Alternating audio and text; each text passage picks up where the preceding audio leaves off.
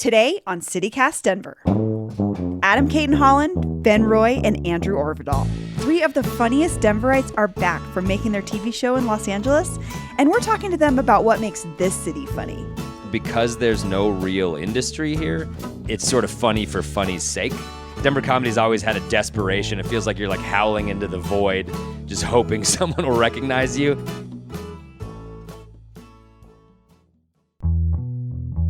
Today is Wednesday, August 4th, 2021. I'm Bree Davies, and this is CityCast Denver.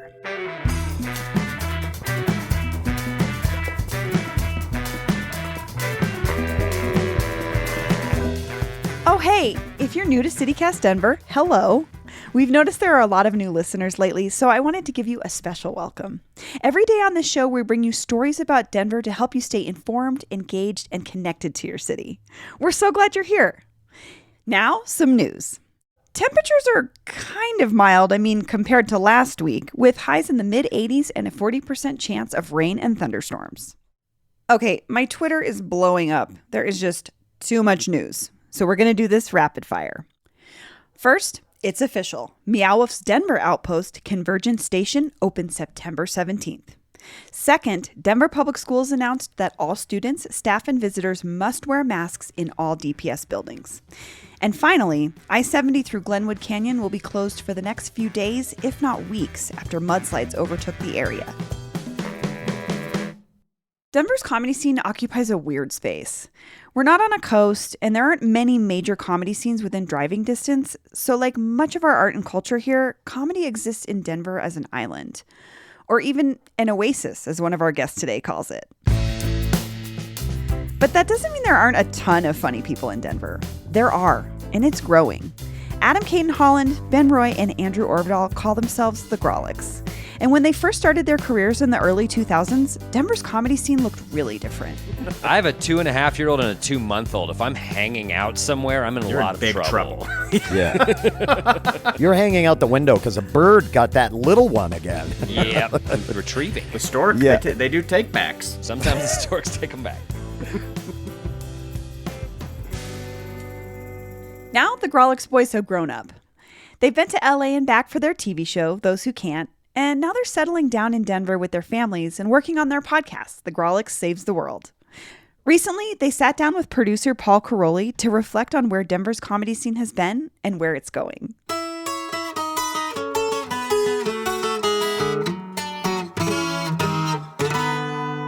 Andrew Orvidal, Ben Roy, Adam Caton Holland, the Grawlix, welcome to CityCast Denver. Hey, Thanks for having us. Thank you all so much for being here. This is such a treat. And we're going to talk in a minute about how Denver made the Grawlix. But we're a daily news podcast, so we got to start with the news here. Adam, is the Grawlix show really back for good this time? We're back until the Delta variant claims us all. Yeah.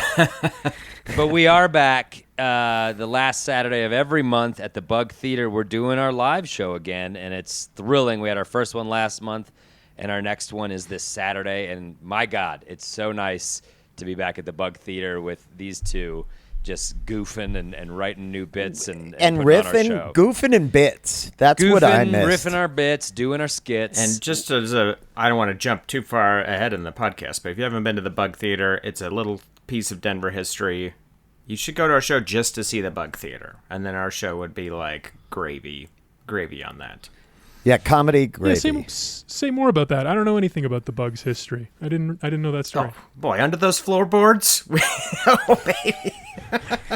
I don't know when the Bug opened. Do you all know? But it is like...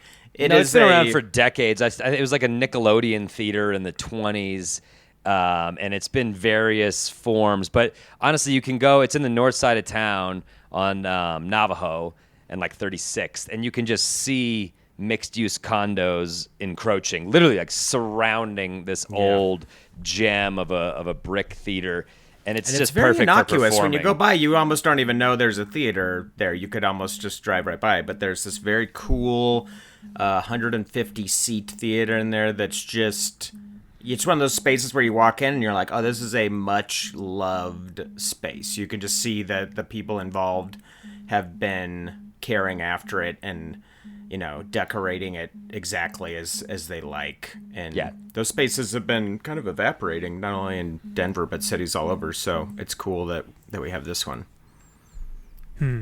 Yeah, such an institution. So let's talk about you guys, how y'all started. And I'll say just for me, when I started getting into the local comedy scene, probably 2015, 2016-ish, everybody seemed to want to book one of you guys on their show. You all were like the defining act. Who are these people? I need their emails immediately. Yeah, I could use that now. Just kidding. So let's go back to the beginning. Andrew, maybe you can take this one. How did you all meet and start doing this? Sure. I started in about 2003, May of 2003 specifically, and then we would all just kind of do the same shows. Like when you're starting comedy, it's every night of the week. Where can I go? Oh, I'm at the Lions Lair on Mondays. I'm at the Squire on Tuesdays. I'm at some no-name sports bar in Glendale on Wednesdays. It's just this grind, but you love it and you don't think of it as a grind. You're like, oh, I get to see my friends. I get to try out these terrible new jokes. And so that's sort of how we were spending our time together as part of that comedy class. And then we coalesced into more of a group a handful of years later. Adam would probably know the specific year, but we started a show at the old Curtis Street bar right down there downtown, and it was literally Adam and I run into the bathroom, putting on suits to sit at a desk and read the news in front of like 4 people. Yeah, I think we were all very ambitious, though. We exactly that. It didn't matter if there were 4 people. We were trying to put on big, involved shows, and that just went on through various iterations until it became the Grolics. And then we just started doing a web series, and that led to our TV show. And now we've all been working together for 16 years, 15 years. It also perfectly dovetailed this movement in comedy where comics got to start putting on the shows. And there was such a thing as it's an independent show where the comics are in control of everything. And it was kind of a cool new model, a more quote-unquote punk feeling model than the other people put on the shows and you just show up and do comedy. And it was we also get the keys to the car, though this is different. For sure. Ben, what do you think about that? Is it that punk feeling that made Denver such a good place for you all to start this career in comedy around the same time? We were fortunate in that Wendy, the owner of Comedy Works, never really fought us on doing independent shows. I've heard other cities, there's a lot of animosity between the club owners and shows that happen outside of the big club. Wendy was always supportive of that, never really seemed to take issue with us throwing our own shows. So, and also Denver has always had an amazing comedy scene. I mean, it's always been known as a scene that people knew great comics would come out of. So I didn't know these guys. I mean, I knew them through the scene, but they put on shows. They're being very kind. I did not put on shows. I just did stand up. Ben was a lone wolf. He'd lope in all by himself. No, but I mean, I just did my own thing. And even for a little while when you started the old Curtis Street, Adam and Andrew, when you guys started doing Los Comicos Super Hilariosos, though, I had quit stand-up. I had stopped doing it for about a year because I was just focusing on playing music. But I would still go to these shows because they were great and insane, and you never knew what was going to happen. So, but I think it was just the right, like Andrew says, the right group of people together and the right mindset at the culturally at the time in stand-up. Adam, what do you think it is about... I mean, everyone talks about Denver as having this great comedy scene, and we're so often overlooked in the national conversation. What do you think it is about Denver that that shaped you all as a group and your sense of humor together? I think it's 2 things. I think Comedy Works is such a renowned club that it's kind of cultivated a discerning comedy community in Denver.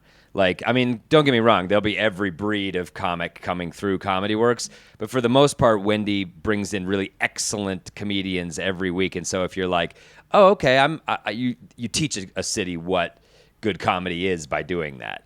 And then I think also because there's no real industry here, that it's sort of funny for funny's sake.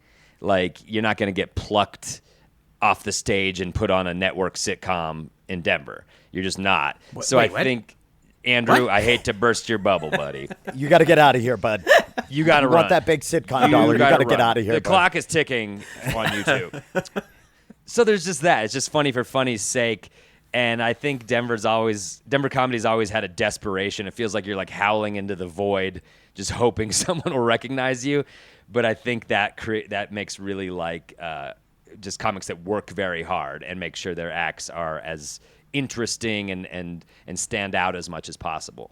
Also, I was just going to say, geographically, Denver is so isolated culturally that it's like all of your concentration of shows will just be in Denver. And then when you want to leave and do shows, it's going to be Rawlins, Wyoming, Riverton, Wyoming, somewhere else, Wyoming. So And much it's like, Wyoming. there are good shows scattered there, very few and far between. But so many of those shows are just like, oh, yikes. Like, if you didn't have the oasis of Denver to come back to, it'd be like, oh, I don't think I want to do this anymore. Whereas if you lived on the East Coast or up in the Northwest Coast or somewhere, there's a variety of cities you could just travel to in 2 hours. You could just drive and be in a new huge city with its own scene and venues, and we just don't have that in Denver. So To echo what Adam said too, I mean, going back to why the Comedy Works, if you travel and you do stand up as we all do, you realize that it is not the norm to have locals opening up your shows. That's just not, it's more common for a lot of big chain clubs to book outside features and MCs from other cities that are traveling themselves as well. Comedy Works uses a roster that is entirely local.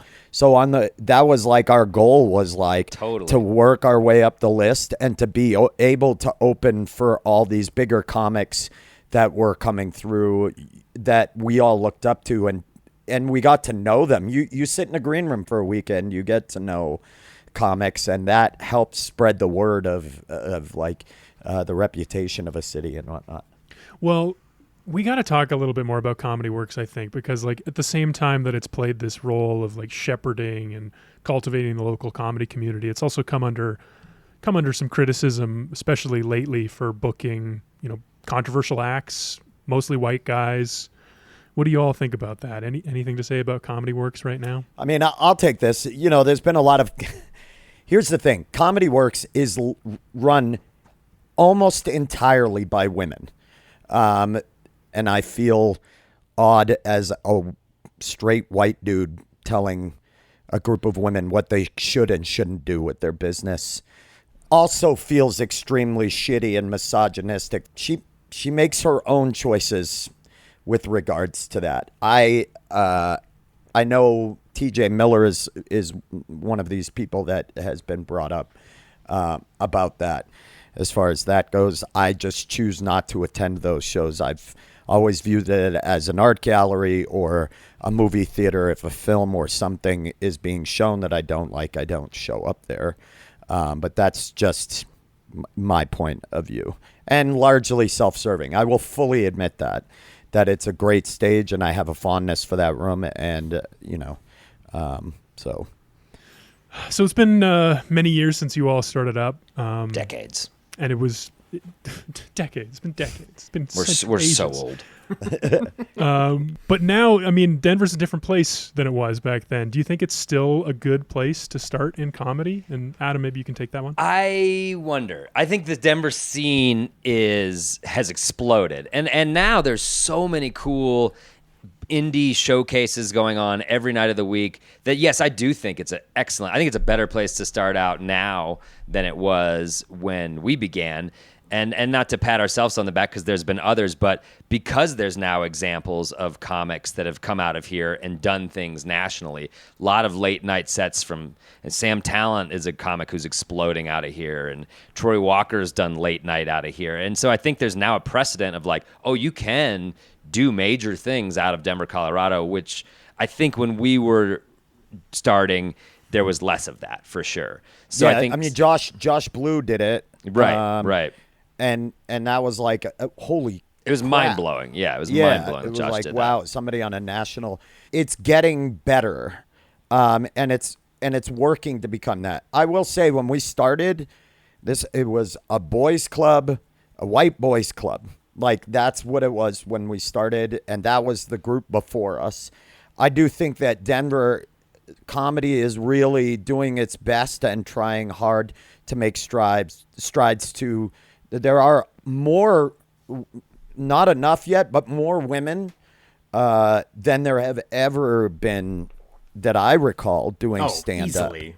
I mean, it's cool to see this that it is trying to be inclusive. It's not perfect, and I think there are people that are trying to hold it accountable, and that's great. And I think that it's cool to see it becoming more diverse, and hopefully it continues to make strides with that. And like you said, I think Comedy Works needs to do work with that, and I know she has with people she's putting on the list, younger comics. But, you know, I mean, it's a work in progress always. So, but it is cool to see it making strides. Yeah, I definitely agree. In terms of diversity, it's never been a better scene for sure. But in terms of like venues and like when we started, they were just like, hey, it's a cool art gallery with a stage in it. Want to do a show here? Yeah, like just don't burn it down, like that kind of. And I feel like a lot of those spaces are gone now. And if you want to try to set up a show, you're jumping through hoops. You've got to like, there's investors and stuff, and all of this development has just changed the landscape of places. Because you need a space for a show. It's not just the people. You need a space and you need the right space. You can't have, it's like, well, it's in like a garden behind a place, and there's like a running generator next to the stage, and it's like you need a space for the show to be quality. And I think that those spaces have definitely dried up, but there's hopeful things. Like there's a new club up in Fort Collins called The Fort, which is run by a comedian, and that's awesome, and that's only an hour away, and so that's like a whole nother cool place to do shows. Yeah, I mean the scene is like, that's a good point. The scene's spreading up and down the Front Range, and I think a big part of that is affordability. Like, you want a good art scene, you need artists to be able to live cheaply. And that's not Denver anymore. It definitely was Denver when we started out. But the weirdo outsider artists need cheap rent, and that is not available in Denver anymore. So that's going to bite us in the ass eventually, with just nothing but bland, bird scooter riding graphic designers will be the whole city. And we'll see how funny the comedy scene is then. The posters will be great. Yeah.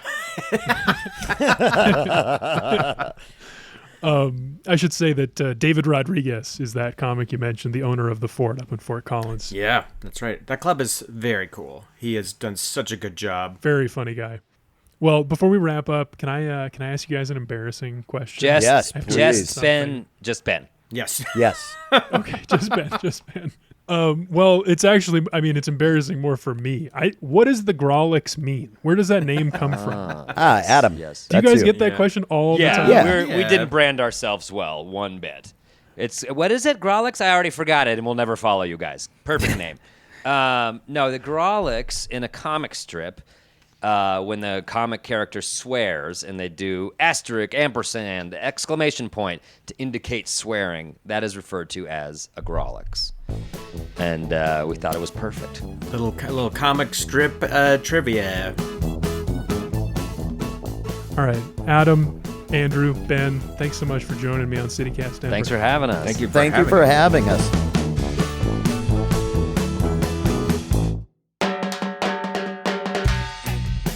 That's all for today here on CityCast Denver. If you enjoyed the show, why not take a minute to tell a friend about us, rate the show wherever you get your podcasts, and subscribe to our morning newsletter at denver.citycast.fm. We'll be back tomorrow morning with more news from around the city.